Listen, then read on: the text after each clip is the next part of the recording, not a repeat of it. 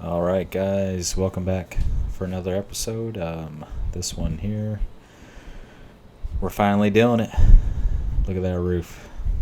Um, Funny story. You can see at the top of the roof. I tried a bleach and soap mixture with water, and I sprayed it on there, and I even gave it a couple hours, and I said, you know what, it's not even working. So I quit and I didn't do anymore. And the next week, I was pulling up to my house, looking at the roof, and said, "Son of a gun, it was working."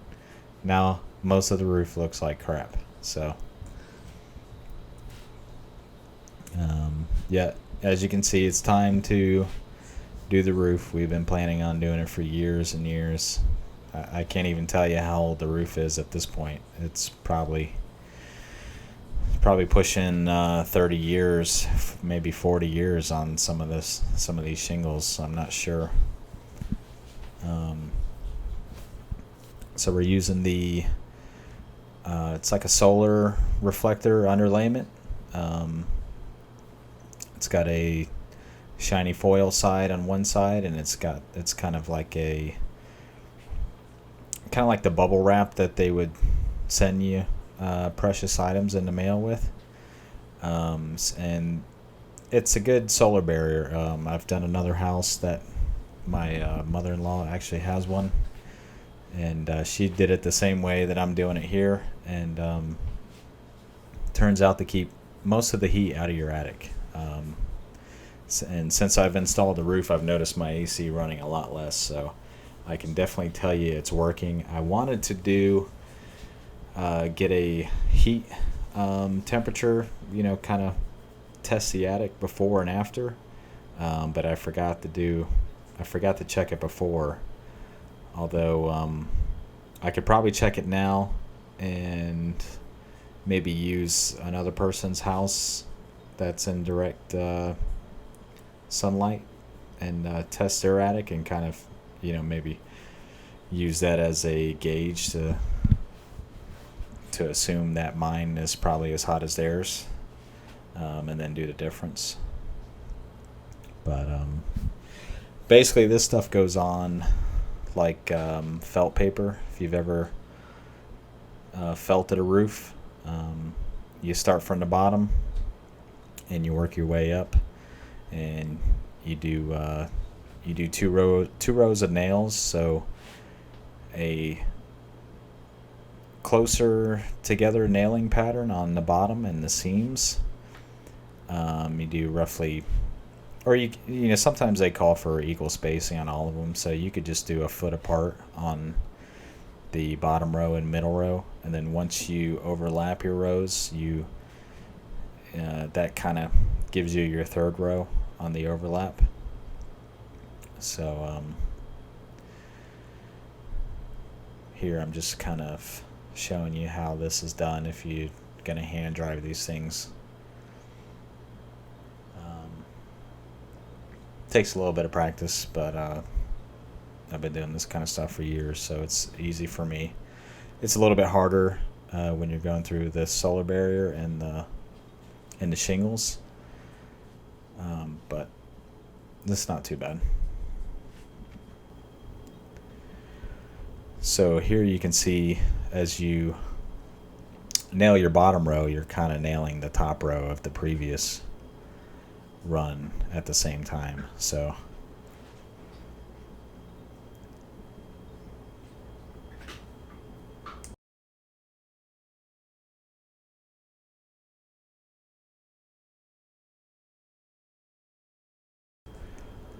also, this does double as a water barrier, so it kind of doubles as a high quality felt paper and waterproof layer, as well as doing the solar reflectivity as well. So money well spent. This stuff is, let me think. I think we probably spent about $500 to do this house. Our house is about 12 or 1300 square feet. I think each roll, I think I got 5 rolls, and it's about 125 a roll, which was a good price. I looked it up online, and it didn't make sense to order it off of Amazon. It was about the same price from Tri-County Metals, which is where I got this stuff from. I just got the solar barrier and the metal and the furring strips all in, and the screws all in one shot. Metal does cost a little more than shingles, but in my opinion, it looks better, and it should probably last a lot longer.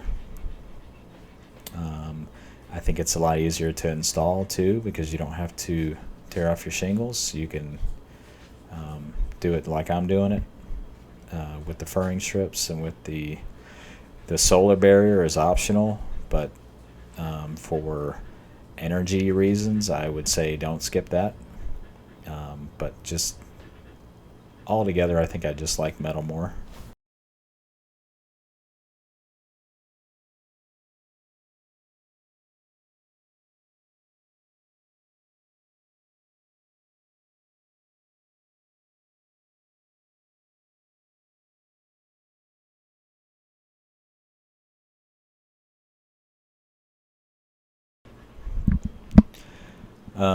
So it's been a while since I've felted a roof. There's a couple different ways you could do your valley and your pop out, depending on how your roof is. For this one, I should have started at the bottom with that front porch, and either you can just roll a long strip to go down into your valleys and just kind of use that kind of as like a valley flashing, and then when you come back with your other pieces, you could just cut it anywhere in that valley, and that would work. Or you could start with the front porch, run it a little bit long into the main roof, and then that way when you're making your other cuts, you could just cut it into the valley, and that would work as well. You just want to think like water. Water wants to go downhill, and if you don't overlap things properly, you will have water issues.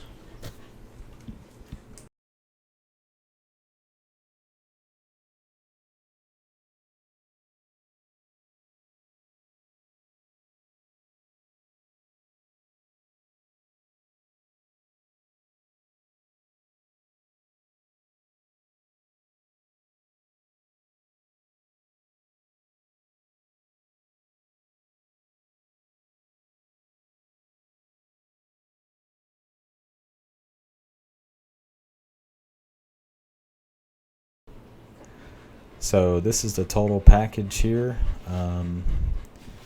They set the furring strips on top of the metal, probably so nobody runs off with your metal.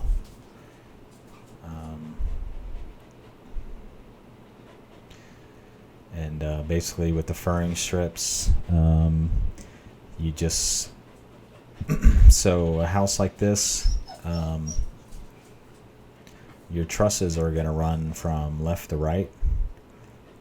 So basically you run a perimeter with your furring strips. You don't have to run them on the vertical on the gables. I've seen people just run them all sideways and not run any vertical on the outside. But basically those get nailed every 2 feet from the bottom, and also every 2 feet if you can hit them on the truss underneath. That'll make it solid and reinforced. And if you were to just nail into the plywood or whatever you have for roof, that wouldn't be as good as nailing into the trusses. If you're good with a nail gun, you'll know if you're hitting a truss or not. I've done a lot of framing and roof nailing, so I know when I'm hitting a truss, and you can kind of, once you hit a truss, you can start pulling your layout numbers off of that. or if you're not sure, you could always go into your attic and take a measurement and then transfer that onto the roof, and that could work as well.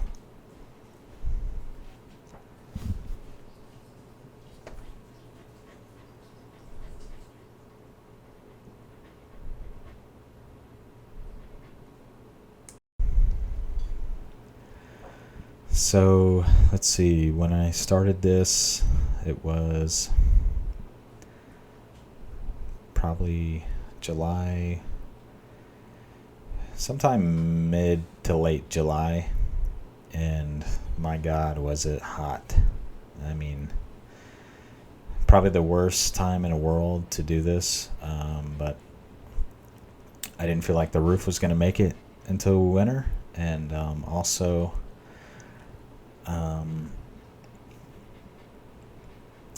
I had the materials ordered, and I wasn't sure when I was going to do it, and had a little bit of free time, and kind of started on the weekend, so it just, I guess it was unavoidable, but God, was it hot.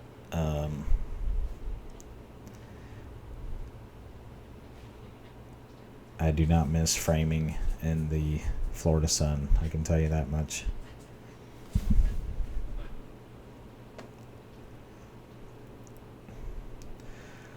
This roof was a little bit different. They kind of did something funny on the front porch, where they kind of change angles a little bit on the front of the house, and so that made it a little more difficult than it should have been. But in the end, it really didn't change a whole lot. It just added a little more work. So here you can see me popping lines every 2 feet. I think that's the easiest way to do it. I tried the backside with cutting a gauge block, and kind of just instead of using a tape measure or popping lines, I just put my block at every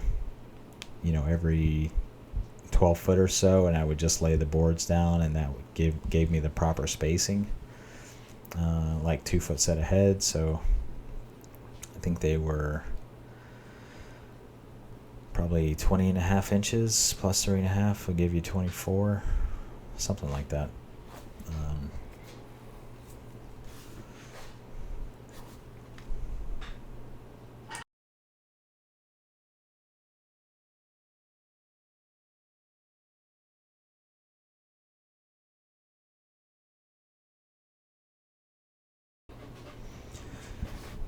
So here I am, just kind of nailing things off.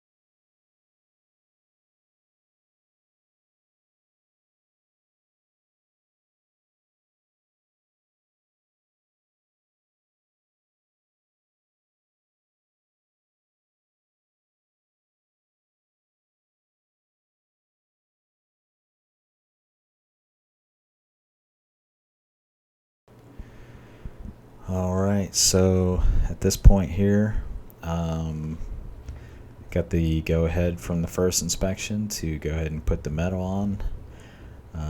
Just putting on the valley metal pieces.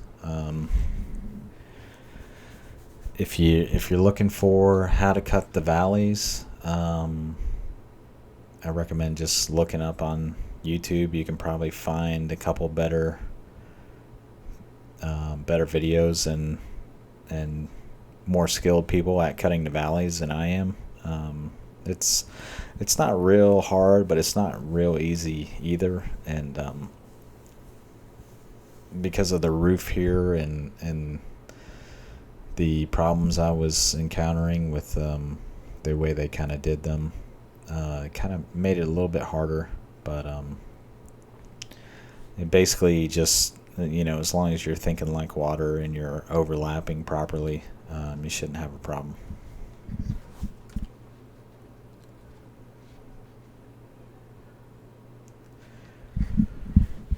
So with the metal here, we pre-drilled all of our screw holes, which I've done about 4 or 5 roofs, and I've never pre-drilled them. I've always just used the screws to just tap right through it, and usually I do it by myself. So this was new to actually have some help. My dad gave me a hand with putting the metal on, so that helped out a lot. Your first sheet you're going to want to line up, and what we did is we got it in place to where we kind of wanted it, and we just used a 8-foot straight board, and we measured. I did a 2-inch overhang, so I measured 2 inches on one side, and he held the board on there square. And as long as you got 2 inches on your other side, you should be running pretty straight. And that's what we did for that.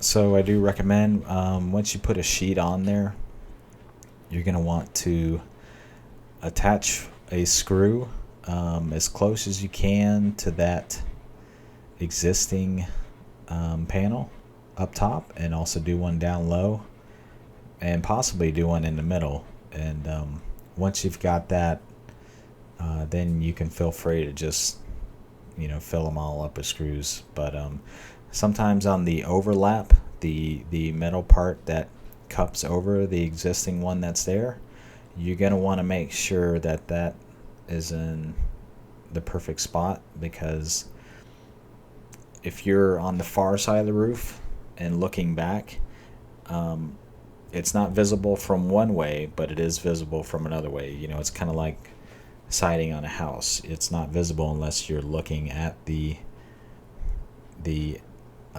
overlapping side. So also keep that in mind. That's why I started. The back wasn't a big deal because nobody's really going to see the back, but from the front, I started from the right and I worked my way to the left because I wanted the overlap not to be visible from the street. So do keep that in mind when you're doing your roof.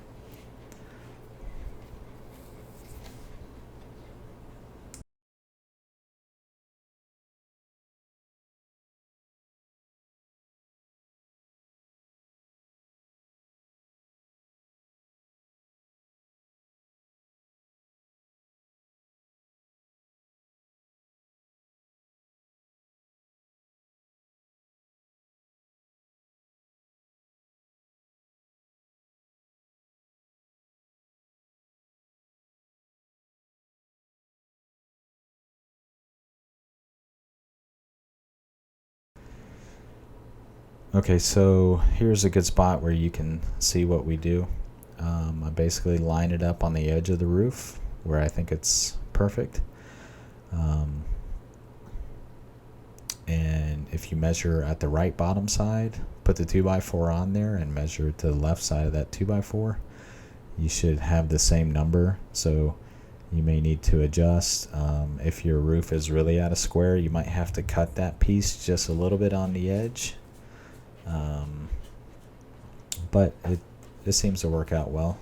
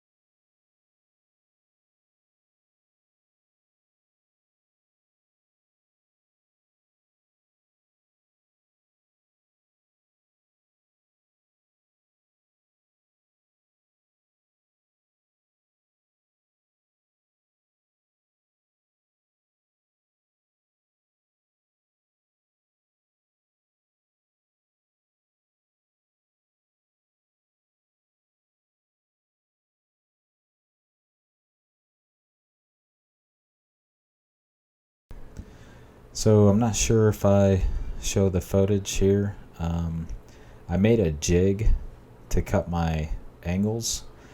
So basically I've got two 4-foot pieces of 1x4 with just actually I use one of the 5/16 roofing screws. Oh, there it is right there.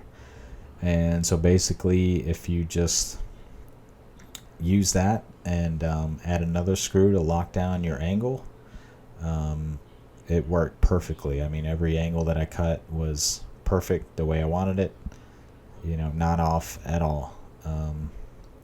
Probably the best angles I've ever cut because I finally used a jig, where previously I used to measure and figure out where my sheet was going to go and pop a line and try and measure. It just doesn't work as good. Just use the jig, figure out where you can set one straight edge and then take your other angle down into the valley.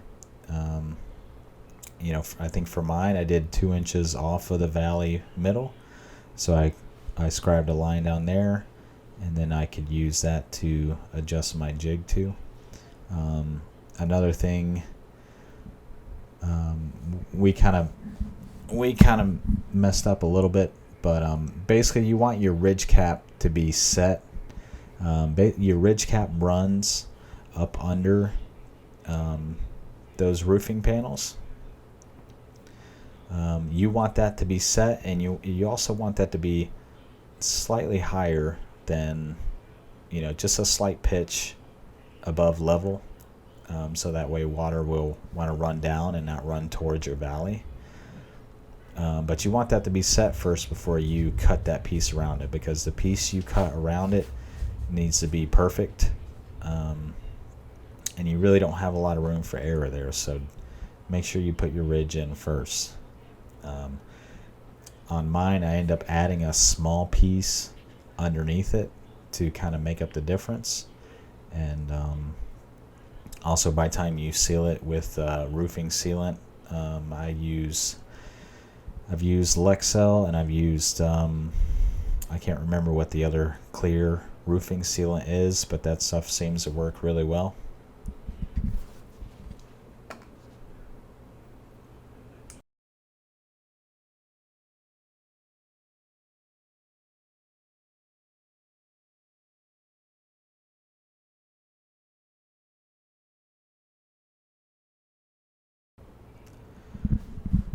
And also, if you notice, now my roofing matches my pergola roofing, which was planned, but now it all looks like it ties in together. And I mean, we've still got a lot more work to do on the outside of the house. This is really probably the first thing we've done to the outside. Everything else we've done to the inside, and man, what a difference.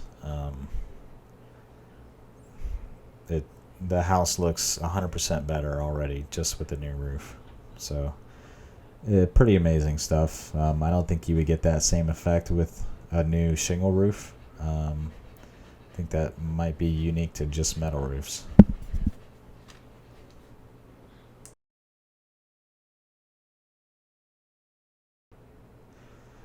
So at this point, just the wraparound gable drip edge and the ridge caps have to be put on. I need to trim my valley flashing and finish putting in the screws, and basically this puppy's done.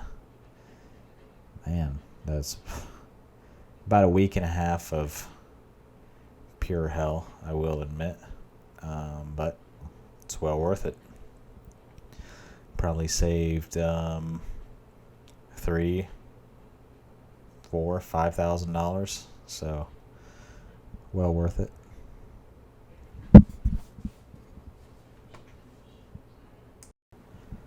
So if anybody has more questions on how to cut your ridge caps, there is a little bit of cutting that needs to be done on the edge. You might be able to see that a little bit on the one that's hanging off of there. Also, your gable drip edge needs to be cut at the bottom a little bit. And also your valley flashing needs to be cut. Those are really the only things that you need to cut, besides just straight cuts on your metal if you need to cut that. I can make a video if enough people are interested in seeing that. Otherwise, you can probably find it on YouTube, and you can probably find somebody better than me doing it. So, but if you guys ask, I can make a video doing that. But as always, thank you for watching. Please subscribe if you want to see more videos. I do all kinds of stuff. I got another couple shower builds and epoxy countertops that I'm doing. And, yep, I'll see you guys around.